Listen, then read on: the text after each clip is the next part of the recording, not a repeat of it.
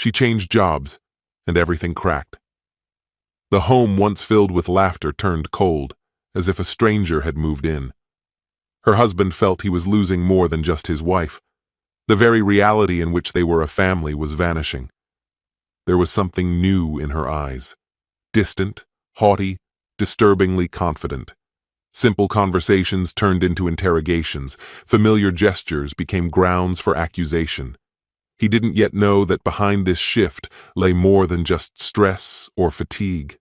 When the truth began to seep through carefully veiled hints and half-truths, it became clear there was no way back. But the most unexpected part was still to come, when those who once seemed like background figures began to play leading roles in destroying everything he was trying to save. Hello, my friend. I'm so glad you stopped by my channel. If you're here for the first time, don't forget to subscribe and share this video with your friends or family. It really helps my channel a lot. Please tell me in which city or country you watched this video. I value every one of your comments. So, let's get started. Honestly, I never saw any of this coming. For years, I returned to the same partner, the woman I imagined I'd share my whole life with. Then, out of the blue, she began to transform. And this wasn't the slow, natural evolution that happens to everyone as time passes. No, this was a total reversal. Everything shifted when she started a new job about 5 months back. Initially, I was genuinely thrilled for her. It seemed like a positive change. She'd be out in the world more, meeting people, doing work she was passionate about. I expected her to come home with amusing stories from the office or chat with me about her day the way she always did. But gradually, things started feeling off. She got close to a new set of colleagues, and I really did try to be encouraging. She had every right to her own friends and independence.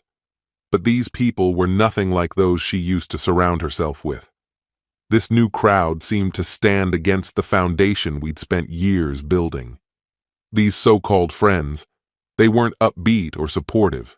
Instead, they championed this narrative that all men were the problem, that men were by default oppressive or controlling. Even simple acts like holding a door open were twisted into something negative. At first, I shrugged it off, chalking it up to a strange sense of humor. But after a while, I could see my wife was changing fast. Small gestures she once valued suddenly became points of contention. For example, I'd bring her coffee in the morning, like I always had, but now, instead of smiling, she'd glare at me or argue that she wasn't dependent on anyone. It felt like every nice thing I did was suddenly seen as some kind of insult, and this wasn't just an isolated incident. This dynamic became our new normal. Every day we'd end up in an argument over the tiniest things, and I began to tiptoe around my own home, never knowing what might trigger her next. One evening, I made dinner, a routine thing for me, but she accused me of trying to undermine her independence, as though my cooking was an insult to her abilities. I was shocked, but this became our reality. Day by day, the situation worsened. She'd insist that just by being male, I was somehow the obstacle holding her back. We have 2 kids, both still young, and they watched us morph from joyful parents into tense, distant strangers. Our daughter once asked me why her mother never smiled anymore. What was I supposed to tell her? How do you explain to a child that her mom is no longer the person she knew? After 2 months of this, it was painfully obvious this wasn't just some temporary mood or work-related stress.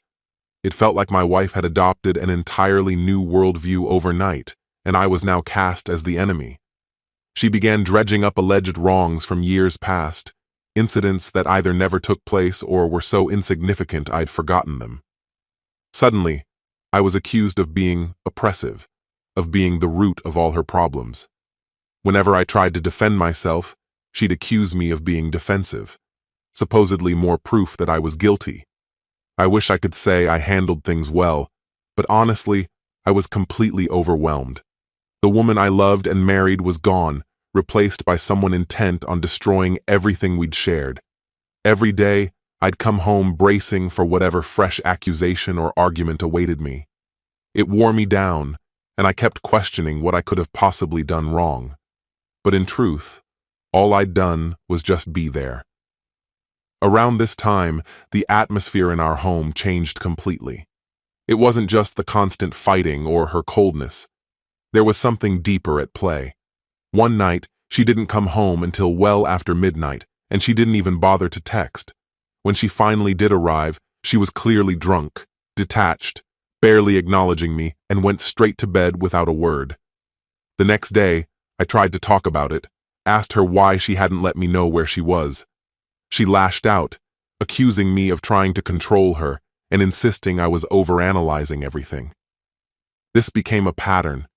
She'd vanish without notice, return distant and cold, treating me like I was just an inconvenience. I began to feel like a stranger in my own relationship, always waiting for the next unpredictable blow-up over whatever supposed mistake I'd made. Eventually, I couldn't shake the feeling that something much bigger was going on. The thought that she might be seeing someone else crossed my mind more than once, but I didn't want to accept it. After 11 years together, with a family and a shared history, how could things unravel so completely? I started to quietly check her phone when she left it unattended, hoping for reassurance, but never found definitive evidence. Then, one night, I managed to look through some of her messages. That's when I saw texts between her and one of her new friends discussing how she would talk to me about opening up our relationship. At that moment, it all clicked. She was already involved with someone else. She never confessed any of this to me directly. Instead, she tried to slip it into a casual breakfast conversation, as if it were no big deal. She asked, "How would you feel about an open relationship?" But I was prepared. I'd already seen the messages. I didn't react the way she expected. I recorded our conversation to protect myself and went straight into questioning her. I asked her directly, "Who is he?" She stared at me blankly, pretending not to understand, but I pressed her. "You're seeing someone else. Don't talk down to me." At first, she tried to deny everything, then played it off with a forced chuckle, but I could see the cracks forming in her facade. Eventually, she admitted to having slept with 2 different people for just a night, as if it was nothing of consequence. I wasn't yelling or losing my temper. I just needed the truth. When I pressed her further, she ultimately revealed she'd gotten involved with someone from her job. She insisted she had every right to continue seeing him if she pleased, and, unbelievably, claimed it was actually a positive thing for her. I was left speechless. My wife, the mother of my children, was telling me to my face that she had no intention of ending her affair. To make matters worse, she even offered to introduce me to one of her friends, suggesting that this twisted arrangement could be best for everyone, and that happiness was still possible for us if only we accepted it. The way she looked at me, as if she were giving me some sort of gift, was surreal. In that moment, I realized she felt no remorse, and any respect she once had for me was gone. I withdrew into silence, retreating into my office and sitting there in the darkness, determined to uncover the whole story. I downloaded a program that could recover deleted messages, installed it on her phone, and finally saw the truth she'd hidden from me. The texts, the pictures, the unmistakable proof. It was all there, and somehow even worse than I had feared. When I confronted her again, I still wasn't shouting. I didn't break down or plead for anything. All I wanted was the truth, both for my own sake and for whatever dignity was left in our relationship. She had already done so much damage, but I still needed to know if there was even the slightest bit of regret in her. I calmly repeated my question, "Who is he?"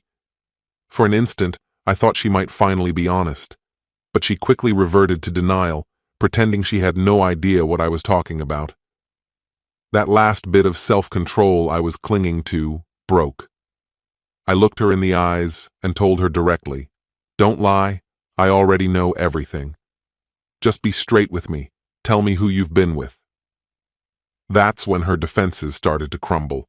She admitted again to seeing a couple of men but tried to minimize it, calling it just fun, no more meaningful than meeting up with colleagues. I pressed her about her coworker, and eventually, she admitted it was more than a fling. It had lasted weeks, and in her mind, she hadn't done anything wrong. Then she said the words that truly shattered me. She planned to keep seeing him. Her complete lack of shame was overwhelming. She kept repeating that it was something good for her, and insisted that I had no right to dictate her choices. When I pointed out how selfish and disrespectful her behavior was, she turned it back on me, accusing me of being possessive and controlling. That became her shield. She claimed this was about escaping the limits of marriage. She began ranting about how I'd never supported her, how our life together had always made her feel trapped. After more than a decade, I was suddenly painted as the villain. She spoke to me as if I were a stranger, or worse, her enemy. She even suggested that maybe I should start dating her friend, insisting that might be better for me too. She said it with a smug look, as if she was doing me a favor by offering me a consolation prize.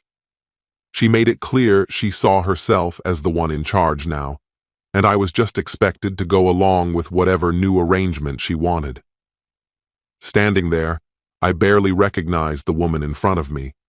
It was as if the person I'd loved was gone, replaced by someone who was mocking the life we had built.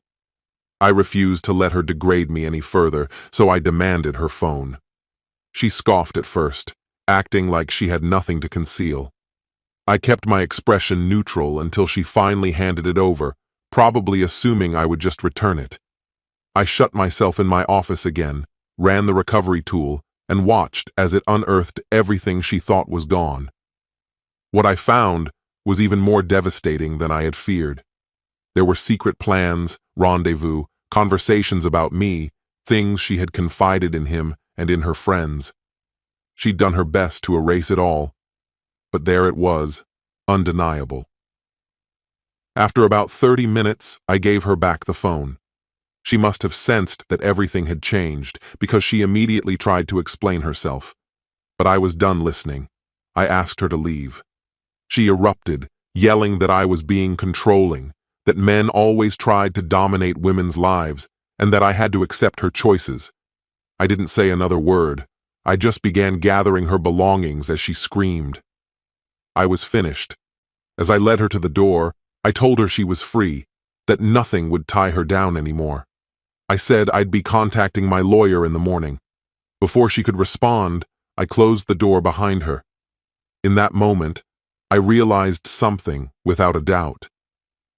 I could not spend another day living under the same roof as someone who held so little respect for me or our family.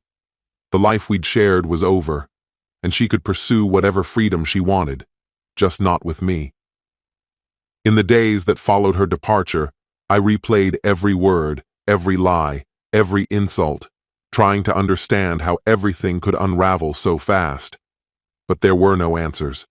Nothing could explain how she could throw away more than a decade together so carelessly. If she could dismiss me and our family that easily, I refused to just stand by and let her act like it was acceptable. I decided to take a stand. I wanted her to know I wouldn't just sit quietly and take it. She needed to see the reality of her actions. The one thing I knew for sure was that her relationship with that coworker had gone on for a while. She'd been deceiving not just me, but probably his family as well. After some digging online, I eventually stumbled across his wife's Facebook profile and decided to contact her directly. I didn't sugarcoat anything. My message was candid, describing exactly what had transpired between her husband and my wife, along with several recovered screenshots as proof. I left no room for misinterpretation. My words were direct and unfiltered.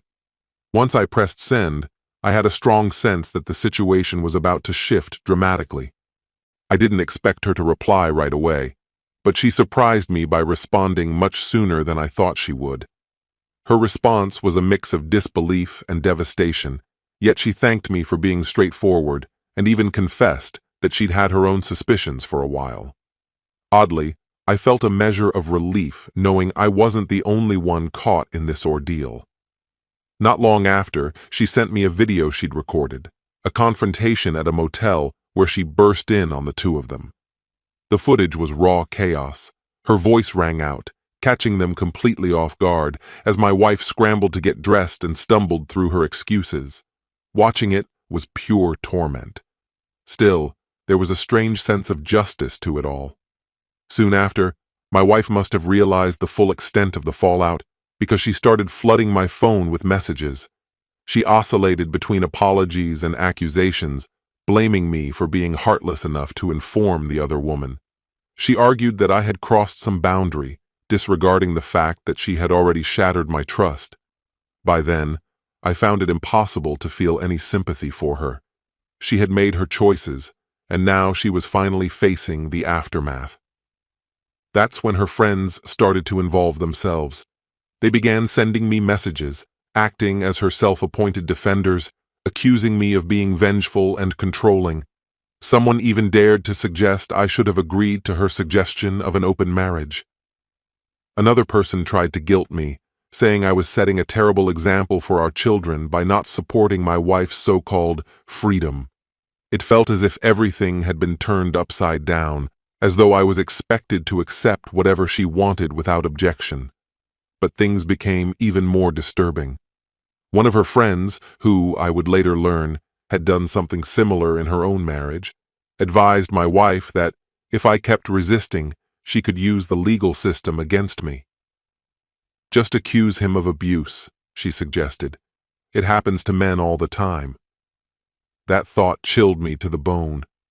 All I had ever tried to do was support my wife and hold our family together, and now someone was advising her to destroy my reputation and life with a lie. The very idea that this was a possibility made me furious. That evening, I realized I needed to take steps to safeguard myself and my kids.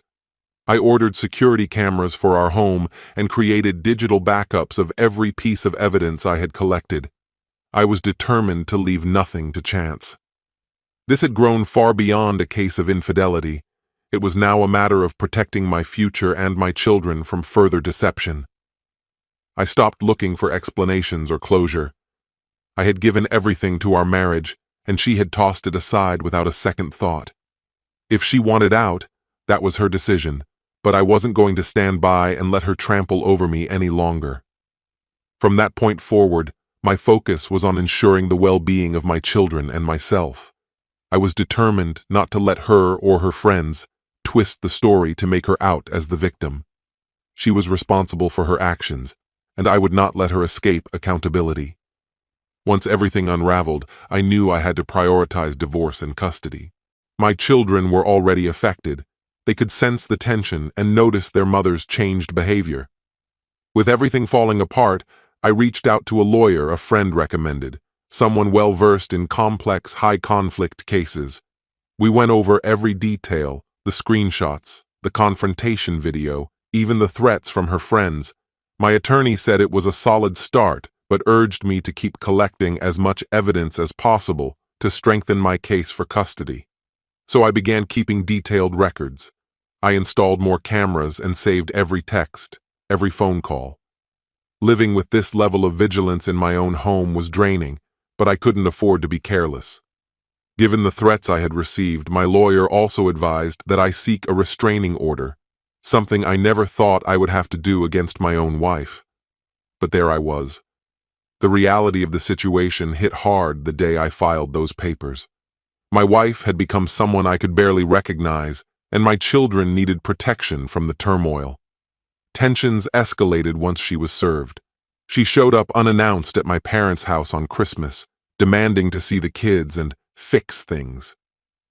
Her emotions were all over the place. One moment enraged, the next pleading, as if she couldn't comprehend the harm she'd caused. In the end, my father had to threaten to call the police before she would leave. That incident was the final straw for me. I realized then that she had no real understanding or care for how much pain she was inflicting, especially on our children. Things deteriorated further when she started reaching out to our mutual friends, claiming she was the wronged party and casting me as controlling for refusing to accept her new lifestyle. Some friends immediately distanced themselves from her, but others, people I thought I could rely on, took her side, arguing I should go along with it for the sake of the kids. It was clear she was trying to manipulate those around us, desperate to protect her own image. The divorce itself was grueling. Her attorney used every tactic imaginable, accusing me of emotional instability, claiming I was being financially abusive by restricting her access to our accounts, despite the fact that I'd always provided for our family. It was just another attempt to paint me as the antagonist. She pushed for shared custody, insisting that our children needed both parents equally. I had seen enough to understand the environment she chose for herself, and I couldn't let my kids become entangled in that world. Together with my lawyer, we decided to be relentless, using every shred of proof at our disposal. We had the messages where she tore me down, a video from her lover's wife, and even audio recordings of her plotting with friends about inventing false claims if things turned against her. Honestly, it felt like a relentless battle just to prove that I was a devoted father, a steady presence who only wanted a safe life for his children. Each appearance in court, every meeting with my attorney, I had to refocus on what truly mattered. This wasn't about vengeance or about coming out on top. My sole intention was to protect my children from the person she had become. When the custody ordeal finally concluded, I felt like the experience had aged me a decade. Still, I knew I would withstand anything if it meant my kids could grow up in a safe and nurturing home. In the end, her own self-destructive decisions worked against her, and my lawyer was certain that things would go our way. But this victory wasn't the kind I'd wished for. I was completely drained, hollowed out by the collapse of the life I once knew. When the divorce became official, I thought I'd feel some relief, a sense that the weight had finally been lifted. Instead, all I felt was a deep void. So there I was, legally free, but with 2 children staring up at me, struggling to grasp why their mother wasn't coming back. I tried to shield them from the ugliest truths, but they had already seen more than any child should ever have to. With custody now decided, my job was to help them see they weren't to blame and to rebuild a sense of normal life. After court, I brought the kids to my parents' house. Their unwavering support had been a lifeline for me, and knowing I could count on them was one of the few things helping me hold it together. My parents did what they could to keep the kids distracted while I sat alone, trying to come to terms with it all. The realization was sinking in. Life would never return to the way it was before. The woman I'd loved, the person I had planned to spend forever with, was now like a stranger. Worse, she was still deeply caught up with the same group of people who had fueled her decline. Word eventually reached me that her situation had worsened. She'd sunk deeper into substance abuse, lost her job, and seemed to be spiraling further out of control. The truth hit me hard. She wasn't just neglectful, she was unraveling, taking down everything we once built together. A few weeks later, her parents contacted me with heartbreaking news. She'd been found unresponsive from an overdose and rushed to the hospital. I didn't know how to process it. Part of me was furious, angry that her choices still threatened to harm our children. But another part, the part that remembered who she used to be, was filled with grief. I wished I could feel nothing after all that had happened, but I couldn't erase the memories of better times, no matter how far she'd fallen. When she left the hospital, her parents offered her a home, on the condition that she seek treatment and stay clean. She refused, choosing instead to move in with one of those same friends. It became clear she had made her decision, and it didn't include us. Not me, not our children, not her family. I was caught between sympathy and exasperation. The person I had married no longer existed. She had become someone unrecognizable to me. One thing was undeniable. My children desperately needed stability. I began establishing routines for us, waking early to make breakfast, getting them ready for school, and doing my best to keep the home environment positive. Friends, family, and even former colleagues checked in regularly, always offering support however they could.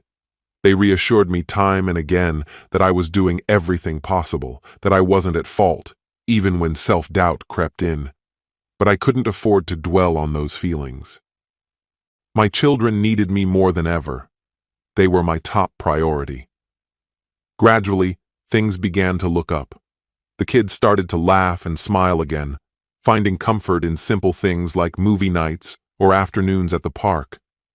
There was no magical solution, but those little moments of happiness meant the world to me.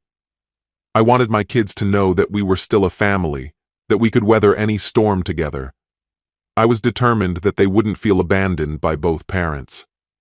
But then, months later, we received the most devastating news.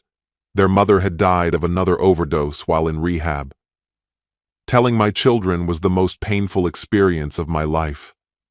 My daughter wondered aloud if their mother had stopped loving them, while my son simply wept in silence.